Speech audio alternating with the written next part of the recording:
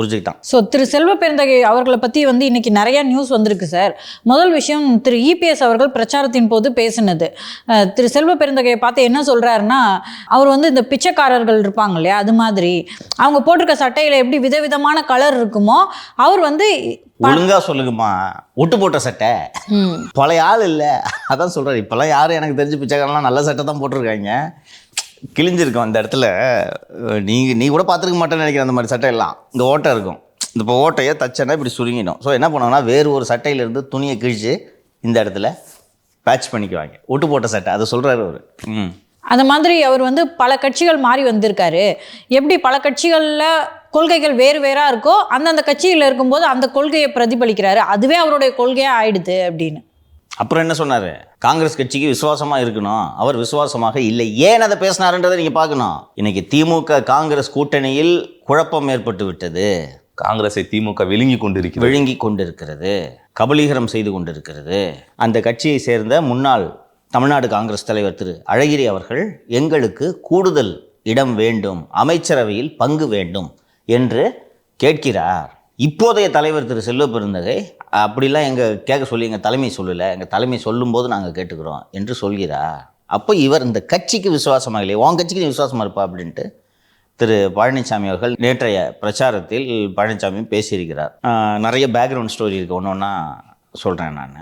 உங்கள் மாலதி எப்படி கரெக்டாக சொன்னாங்கன்னு தெரியல, சுற்றி செல்வ பெருந்தகை தான் மாற்றுறாரு. அதற்கு திரு செல்வ பெருந்தகை எதிர்வினை ஆற்றிருக்கிறார். நேற்று விமான நிலையம் என்று நினைக்கிறேன், அங்கே பத்திரிகையாளர் சந்தித்தார். என்ன பேசினாருங்க சொல்லுப்பா? விசுவாசத்தை பற்றி பேசுகிறீங்க, நீங்கள் ஃபஸ்ட்டு அதிமுகவுக்கு விசுவாசமாக இருக்கீங்களா?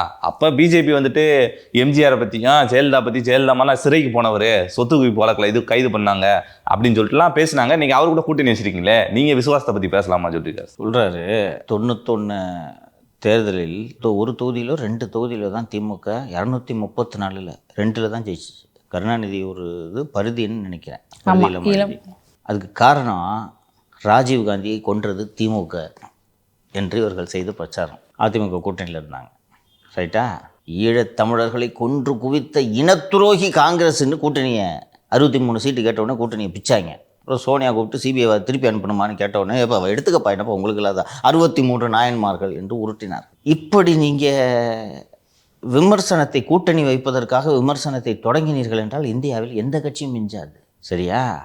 எனக்கு தெரிந்து இந்தியாவில் கூட்டணி வைக்காத கட்சிகள் பிஜேபியும் காங்கிரஸும் கூட்டணி வைத்ததில்லை.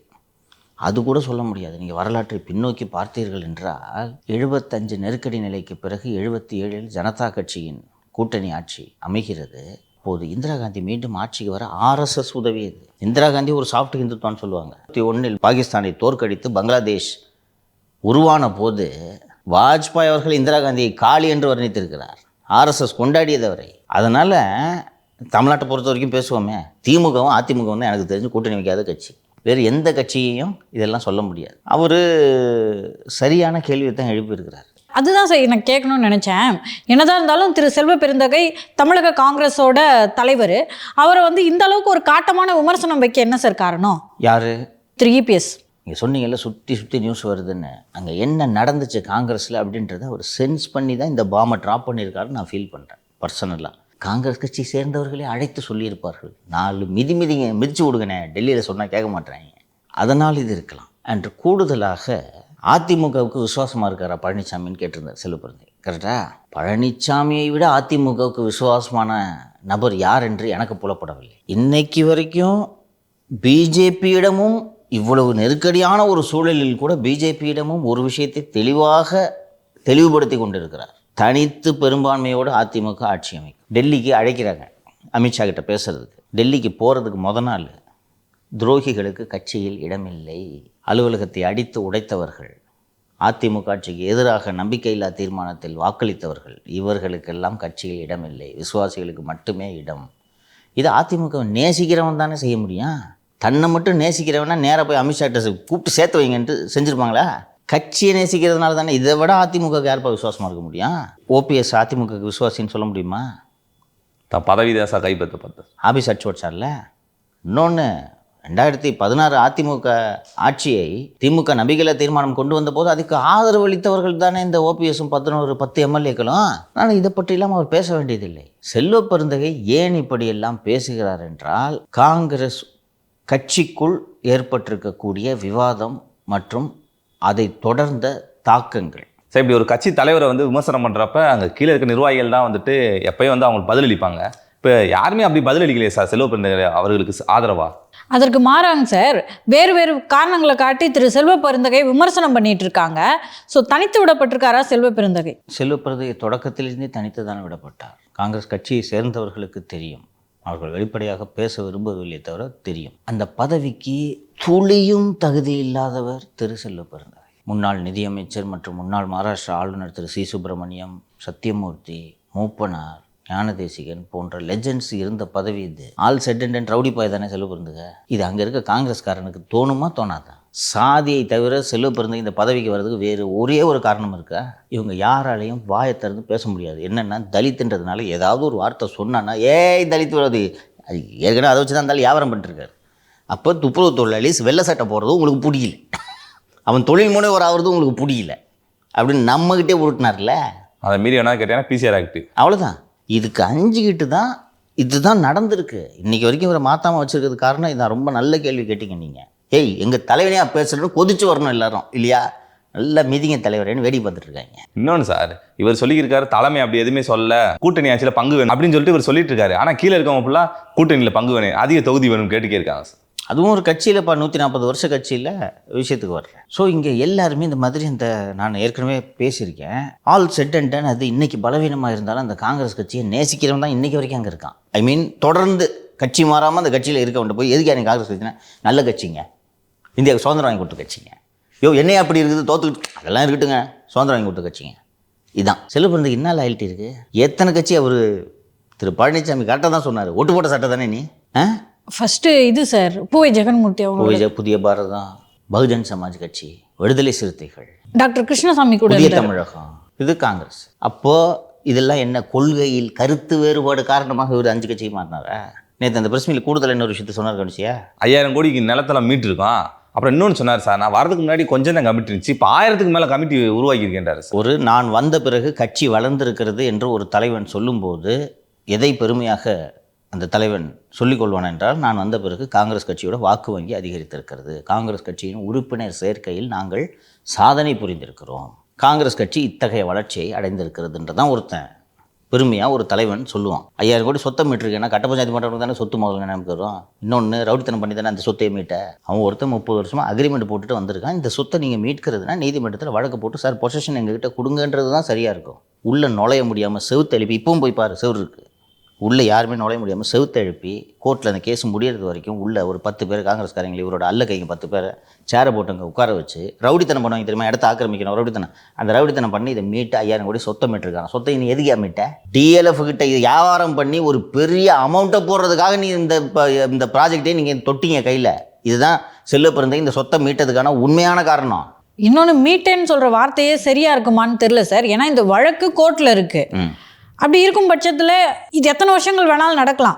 மீட்டுட்டேன்ற வார்த்தையே பயன்பாடு தவறுன்னு தோணுது சார். அது ஒரு சிக்கலான சிவில் லிட்டிகேஷனே, நான் அதுக்குள்ளே போக இல்லை, அது நம்ம ஆல்ரெடி பொசிஷன் வந்துருச்சு, ஸ்டேட்டஸ் ஆர்டர் மாதிரி ஆர்டர் பண்ணிட்டாங்கம்மா, புரியுதா? இப்போது இந்த ரூமுமா, இந்த ரூம் இது என் சொத்து இங்கே இருக்குது, 30 வருஷமாக நான் வச்சுருக்கிறேன், ஃபுல் பொசிஷனோட என்கிட்ட அக்ரிமெண்ட்டு 30 வருஷத்துக்கு முன்னாடி சைன் பண்ண அக்ரிமெண்ட் இது, ரைட்டாக நான் அங்கே உட்காந்துருக்கேன். திடீர்னு நீங்கள் 2 பேரும் வந்து சேரை போட்டு உட்காந்துக்கிட்டு என்னை உள்ள விட மாட்டேங்கிறீங்க.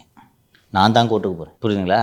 கோர்ட்டுக்கு போய் சார் 30 வருஷமாக வச்சுருந்தேன் சார், நான் இதை பாருங்கள் சார் ஃபோட்டோலாம், நான் வந்து அந்த கிரவுண்டை பக்கத்தில் இருக்க மென்பொருள் நிறுவனங்களுக்கெல்லாம் பார்க்கிங்க்கு வாடகைக்கு விட்டுருக்கேன் சார், என் கூட சைன் பண்ணியிருக்காங்க சார், காங்கிரஸோட நிகழ்ச்சிகளுக்கு காரை இங்கே நிறுத்துறதுக்கு என்கிட்ட எழுத்துப்பூர்வமாக கையெழுத்து வாங்கியிருக்காங்க சார், பாருங்கள் சார்னு நான் கோர்ட்டில் போய் சொல்கிறேன். கோர்ட்டு அது பழசப்பா முடிச்சு போச்சுப்பானா, இப்போ யார்கிட்ட இருக்குன்னு கேட்கும்போது நீங்கள் 2 பேரும் உள்ளே வந்துட்டீங்க, நீங்கள் தான் எனக்கு அக்ரிமெண்ட் 30 வருஷம் முன்னாடி போட்டு கொடுத்துன்னு சொன்னாலும் கோர்ட்டு சரி உடுப்பா, அது பழைய அக்ரிமெண்ட்டு, இப்போ இன்றைக்கி அவங்க இருக்காங்கல்ல விடுனோடனே நானும் விட்டு போயிடுறேன். இதுதான் வீட்டை லட்சணம், புரியுதா?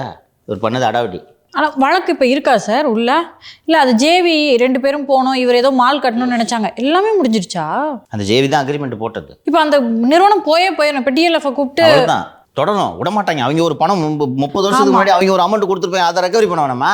3 கோடி ஏதோ கொடுத்தாங்கன்னு சொன்னீங்க சார். இன்னைக்கு வட்டி போட்டு சொல்லுங்க, அதை கொடுக்கணும்னு சொல்லிட்டு இருந்தாங்க. இருக்குமா நீங்கள் சொல்கிறது கரெக்ட், ஐ அக்ரி. அவன் விடுவான், அவன் பொசிஷன் போயிருக்கலாம், என் துட்டு என்னாச்சு, நான் கொடுத்த 3 கோடி ஸோ இப்படி போயிட்டே இருக்கோம். இவரோட நோக்கம் அந்த டிஎல்எஃப்ன்ற நிறுவனத்துக்கிட்ட போய் டிஎல்எஃப் நிறுவனத்தின் உரிமையாளர்களை கொண்டு போய் காங்கிரஸ் தலைவர் மல்லிகார்ஜுன கார்கேட்டை உட்கார வச்சு உனக்கு ஒரு அமௌண்ட்டு, உனக்குன்னா கட்சிக்கு ஒரு பெரிய அமௌண்ட்டு டொனேஷனு அப்படின்னு டீல்லாம் பேசி முடிச்சு அதையும் கெடுத்து விட்டது நம்ம தான் நிதிஷை. தொடர்ந்து எங்கேயுமே வரல, தொடர்ந்து பேசணும். டிஎல்எஃப்னு பேசி பேசி பேசி இந்த விஷயம்லாம் எப்படி கார்கே காதுக்கு போயிருக்கோம், என்ன பண்ணியிருப்பார்? ரைட்டா? இன்னொன்று வேற சொன்னார் சார், நாற்காலியை பிடிச்சி தவந்த ஒன்று நான் பதவிக்கு வரல, என் மேலே இருக்க நம்பிக்கை வச்சு பதவி கொடுத்துருக்காங்க அப்படின்றார் சார். உன் மேலே வச்ச நம்பிக்கைலாம் இல்லை, எப்படி பதவி வந்துச்சுன்றதை பேசுகிறேன் நான் இன்னைக்கு. இவர் எப்படிப்பட்டவர்? செல்வ பெருந்தகை இந்த பதவிக்கு நியமனம் செய்யப்படும் போதும் சரி, அதற்கு பிறகும் சரி, இவர் மீது இருந்த வழக்குகளின் பட்டியலை எல்லாம் எடுத்து இந்த மாதிரி வாலியை தூக்கிட்டு சுற்றுற ஆள் என்பதை சொல்லி, எந்த கட்சிக்குமே இவர் விசுவாசமாக இருந்ததில்லை என்பதை சொல்லி, ஆர்பிஐயில் கிளாஸ் 4 எம்ப்ளாயியாக இருந்தவர் இவர். அந்த ஒரு சட்டப்படிப்புன்னு படிச்சுட்டு சொல்லிட்டு சுற்றிட்டு இருக்கிற அந்த டிகிரியை ஃப்ராடுன்றாங்க, 10th முடிக்கலன்றாங்க அந்த ஆள். ஸோ ஆர்பிஐயில் பியூனாக இருந்து இன்று பல 100 கோடிகளுக்கு சொந்தக்காரராக திரு செல்வ பெருந்தகை ஆனது அப்படின்ட்டு இந்த விவரங்களை எல்லாம் எடுத்து ஆவணப்படுத்தி காங்கிரஸ் கட்சியின் தலைவர் திரு மல்லிகார்ஜுன கார்கேட்டை கொடுக்கறது இங்கேருந்து அவங்க போனாங்கன்னா அதை தொடக்கூட மாட்டாராம் கார்கே. உங்கள் எல்லாருக்குமே தலித்துனா பிடிக்கல, தலித்தை போட்டாலே நீங்கள் ஏதாவது ஒரு குற்றச்சாட்டை தூக்கிட்டு வந்துடுறீங்க, கண்மூடித்தனமா, புரியுதா? நம்புறது. அவர் எப்படி பார்க்குறாருன்னா, இவர்கள் எல்லாம் உயர் சாதியினர், செல்வ பெருந்தகை மாற்ற வேண்டும் என்று சொல்லக்கூடிய தமிழக காங்கிரஸ் தலைவர்களில் ஒரே ஒருவர் கூட திரு செல்வ பெருந்தகை இந்த சாதியை சேர்ந்தவர் என்பதற்காக அவரை மாற்ற வேண்டும் என்று சாதிய கண்ணோட்டத்தில் ஒருவர் கூட சொல்லவில்லை. கொஞ்சம் யோசிச்சு பாருப்பா. நான் சொல்கிறேன், தீரர் சத்தியமூர்த்தி, பெரிய பெரிய ஆட்கள் இருந்த பாரம்பரியம் மிக்க ஒரு பதவி அது. அதில் ஒரு 5 கட்சி மாறி வந்த ரவுடி பாயில கொண்டு போய் உட்கார வைக்க தான் அந்த கட்சிக்காரன் எப்படிப்பா பார்ப்பான் சொல்லுப்பா? திராவிட கட்சிகளுக்கு தான் இந்த கல்ச்சரு, ரவுடிக்கு கூப்பிட்டு அடைக்கலம் கொடுக்குறது. இப்போ பிஜேபியில் ஆரம்பிச்சிருக்காங்க, அதை நீக்கிட்டாங்க இப்போ. அப்போ இதுதான் அவங்களோட கிரீவன்ஸ். ராகுல் காந்தி கூட இவரை மாற்றலாம். இது நம்ம வீட்டில் நடந்த இந்த தாக்குதலின் பின்னணியில் இந்த ஒரு வாலி பெருந்தகை தான் இருக்காருன்றது இந்த தகவலும் அவர்களுக்கு தெரிந்திருக்கிறது. ஸோ இதெல்லாம் மாற்றலாமா வேணாமா என்று அவர்கள் யோசித்து கொண்டிருக்கக்கூடிய சூழ்நிலையில்தான் சென்னை உயர்நீதிமன்றம் காலஞ்சென்று திரு ஆம்ஸ்ட்ராங் அவர்களின் கொலை வழக்கில் ஒரு அற்புதமான உத்தரவை பிறப்பித்திருக்கிறது. இந்த உத்தரவின் பின்னணியில் செல்வ பெருந்தகை மாற்றலாம் என்ற யோசனைக்கு காங்கிரஸ் தலைமை வந்திருக்கிறது. இப்போ இவ்வளோ நாள் இவர் திரு மல்லிகார்ஜுன கார்கே தலித்துன்றதுனால உங்களுக்கு எல்லாம் இதாக போச்சு, ஒரு தலித்து இந்த பதவிக்கு வர்றதை உங்களால் தாங்கிக்க முடியல, காங்கிரஸில் தலித்துகள் முன்னேறக்கூடாதுன்னு நீங்கள் நினைக்கிறீங்க, இத்தனை வருஷமாக தான் ஆண்டாண்டு காலமாக மற்ற சாதியினர்லாம் இருந்தார்களே, இப்போது தலித்து தலைமை பதவிக்கு வரக்கூடாதா அப்படின்ட்டு அவர் நாம் நேஷனல் பிரசிடெண்ட்டாக இருக்கிற சமயத்தில் இந்தியன் ஸ்டேட்ஸில் எங்கெங்கெல்லாம் காங்கிரஸ் லீடர்ஸை எம்பவர் பண்ண முடியுமோ அங்கெல்லாம் எம்பவர் பண்ணணும்னு அவர் நினைக்கிறார்.